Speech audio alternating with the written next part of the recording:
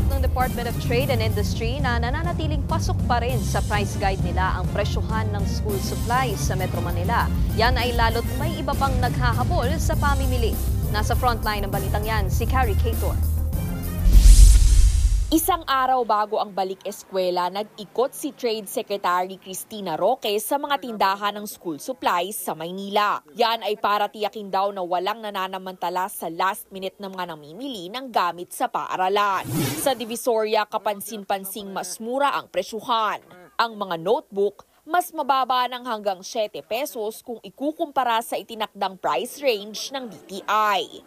May mga lapis din daw na nabibili sa halagang 8 pesos sa halip na 11 hanggang 17 pesos. Ang box of 8 naman ng crayons, nabibili sa 15 hanggang 50 pesos depende sa brand. Magandang na kahit papaano meron tayong presyo na mababa para sa mga yung may budget constraints or kahit papaano nahihirapan. Yung reason bakit last minute sila bumibili kasi sweldo today or sweldo nung Friday. Halos ganito rin ang nakita ng DTI sa isang bookstore sa Maynila na mas mababa rin ang presyuhan kumpara sa price guide nila. Sa papel, wala pang 14 pesos ang grade pad, mas mababa sa itinakdang 15 hanggang 37 pesos.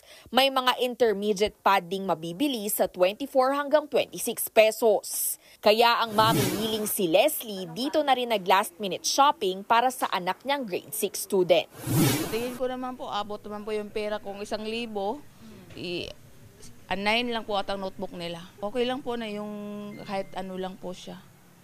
Hindi po siya branded.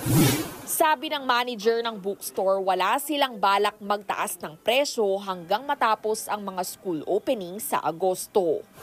Merong nagbago katulad nung plano nila tumaas ang wages.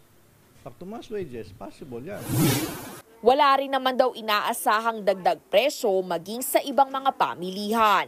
Bukod sa abot kayang presyuhan, iminumungkahi rin ng DTI na magpaskil ng price guide ang lahat ng tindahan ng school supplies, gaya na lang ng ginawa sa bookstore na ito. Payo rin sa mga mamimili, huwag matakot sumubok ng ibang brand, lalo na kung gustong makatipid.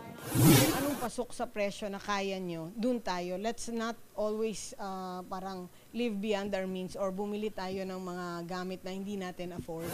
Nagbabalita mula sa Frontline, Carrie Cator, News 5. Mga kapatid, Nikki de Guzman po. Iba na ang may alam at may pakialam sa panahon ngayon.